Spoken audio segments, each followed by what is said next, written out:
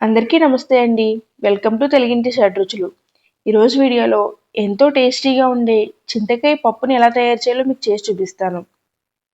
నోటికి ఏమీ తినబుద్ధి కానప్పుడు ఒకసారి చింతకాయ వేసుకుని ఇలా పప్పు ట్రై చేయండి. తింటుంటే పుల్ల పుల్లగా, స్పైసీగా చాలా టేస్టీగా ఉంటుందండి. ఇప్పుడు దీన్ని ఎలా తయారు చేయాలో చూసేద్దామా? ముందుగా దీనికోసం ఒక కుక్కర్ని తీసుకోండి. నేను ఈ పప్పును చేయడానికి 1 కప్ ఎర్ర కందిపప్పుని వాడుతున్నాను. మీకు కావాలంటే నార్మల్ కందిపప్పుతో కూడా చేసుకోవచ్చు. మీరు నార్మల్ కందిపప్పుతో చేసుకునేలా ఉంటే హాఫ్ అన్ అవర్ ముందే నానబెట్టుకుని ఉంచుకోండి.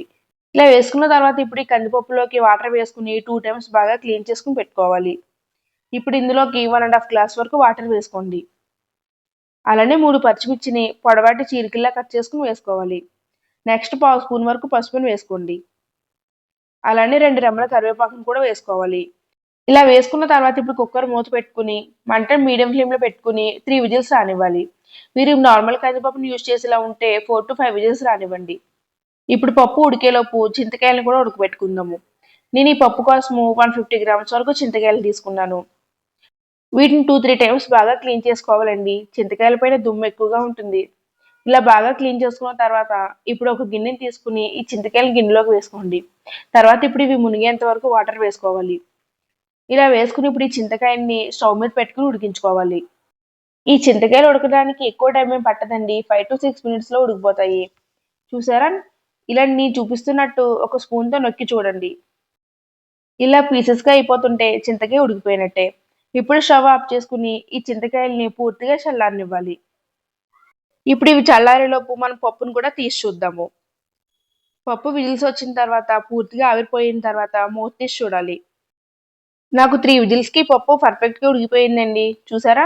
ఇలా ఉడికితే సరిపోతుంది. ఇప్పుడు దీన్ని ఒకసారి అంతా బాగా మిక్స్ చేసుకొని పక్కన పెట్టుకోండి. ఇప్పుడు చింతకాయలు కూడా చల్లారిపోయి ఉంటాయి. ఇలా నేను చూపిస్తున్నట్టు ఈ చింతకాయల నుంచి తొక్కను వేరు చేయాలి. ఇలా అన్ని చింతకాయలని కూడా పొట్టంతా తీసేయండి. ఈ చింతకాయలు ఉడికిపోయాయి కాబట్టి మనకి పొట్టు ఈజీగానే వచ్చేస్తుందండి. ఇలా తీసిన తర్వాత ఒకసారి గట్టిగా పిండండి. ఏదైనా ఎక్స్ట్రాగా గుజ్జు ఉన్నా బయటకు వచ్చేస్తుంది. ఇలానే అన్ని చింతకాయల నుంచి పొట్టు అంతా తీసేయాలి.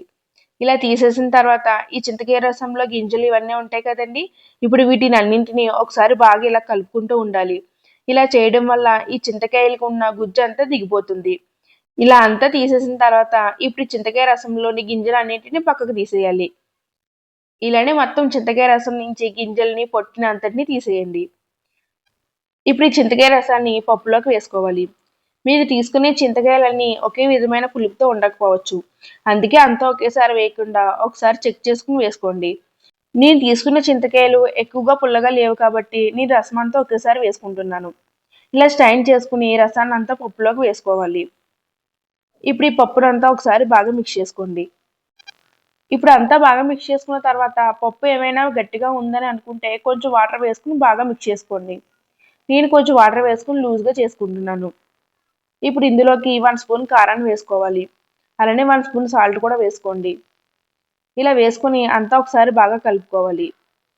ఇప్పుడు ఈ పప్పులోకి తాలింపు వేసుకుందాం. దీనికోసం స్టవ్ మీద ఒక పాన్ పెట్టుకుని 2 స్పూన్స్ వరకు ఆయిల్ వేసుకోవాలి. ఈ ఆయిల్ హీట్ అయిన తర్వాత మంటను లో ఫ్లేమ్లో పెట్టుకుని 5 నుంచి 6 వెల్లుల్లి రెబ్బల్ని లైట్గా దంచుకుని వేసుకోండి. అలానే పావు స్పూన్ ఆవాలు కూడా వేసుకోవాలి. నెక్స్ట్ హాఫ్ స్పూన్ జీలకర్ర వేసుకోండి. అలానే 2 ఎండుమిర్చిని ముక్కలుగా చేసుకుని వేసుకోండి. నెక్స్ట్ 2 రెమ్మల కరివేపాకు కూడా వేసుకుని ఈ తాలింపు అంతా బాగా ఫ్రై చేసుకోవాలి. ఇప్పుడు తాలింపు ఫ్రై అయిన తర్వాత స్టవ్ ఆఫ్ చేసుకుని ఈ తాలింపు అంతా పప్పులోకి వేసుకోవాలి. ఇలా వేసుకుని అంతా ఒకసారి బాగా మిక్స్ చేసుకోండి. చూసారా? ఇప్పుడు పప్పు ఈ కన్సిస్టెన్సీలో ఉందంటే చల్లారిన తర్వాత మరీ గట్టిగా అయిపోకుండా ఉంటుందండి. ఇప్పుడు ఈ పప్పుని స్టవ్ మీద పెట్టుకుని మంటను మీడియం ఫ్లేమ్లో పెట్టుకుని 2 to 3 మినిట్స్ వరకు బాగా ఉడికించుకోవాలి. దీనివల్ల తాలింపులోని ఫ్లేవర్ అంతా పప్పులోకి వెళ్ళే టేస్ట్ చాలా బాగుంటుంది. ఇలా ఉడికిన తర్వాత ఇప్పుడు ఒకసారి సాల్ట్ చెక్ చేసుకుని స్టవ్ ఆఫ్ చేసుకోవడమే. అంతేనండి, చింతకాయ పప్పు రెడీ అయిపోయింది. ఇప్పుడు మీకు ఈ రెసిపీ నచ్చితే ఈ వీడియోకి ఒక లైక్ చేయండి. అలానే తెలుగింటి షడ్రుచులు ఛానల్ని సబ్స్క్రైబ్ చేయండి. Thank you for watching.